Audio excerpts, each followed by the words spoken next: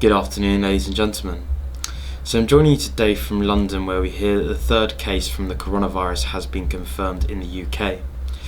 We also hear that the death toll from the coronavirus has risen to 563.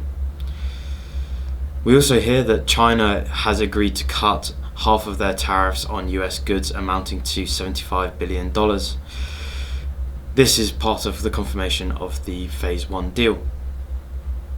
We also hear that Pete Buttigieg has taken the lead with a narrow margin, with 97% of the votes accounted for.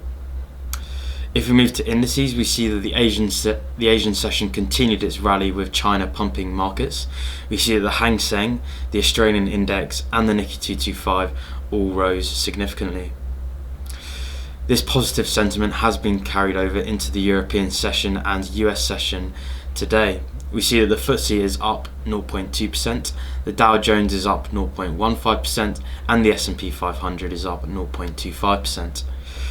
If we move to shares, we see that Fiat Chrysler has announced that they may be shutting one of their European factories, with worries over the supply chain amounting from the coronavirus. We see, however, that the share is up 1.9%, which is quite surprising. We also hear that Twitter posts their record earnings with a rise of 11% in revenues. The revenues topped a record amounting to $1.01 billion, beating estimates of $992 million. However, they are fairly dovish on the outlook for the year, with costs expected to rise 20%. The share, however, has soared over 15% at open. If we move to FX, we see that the pound has continued to fall recently, with worries over a hard Brexit. It is down 0.36% against the US dollar, that is. And we also hear that the USD Chinese renminbi is down 0.07%, with the Chinese renminbi making a little comeback, with China pumping the markets. We also see that the USD Japanese yen is up 0.09%. This is with markets seeming more positive about the coronavirus. If we move to gold, we see that gold is surprisingly up 0.5%, with indices up as well.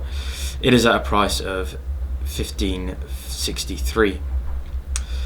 If we move to oil, we see that oil is down 0.22% for WTI and 0.88% for Brent crude. This comes with the news that apparently OPEC will not cut yet, as demand worries remain for oil. If we move to the bond market, we see that bonds are up across the board, with the UK 2-year and 10-year both up, the US 2-year and 10-year both up, and the German Bund 2-year and 10-year both up. Thanks for listening. Enjoy your evening, guys.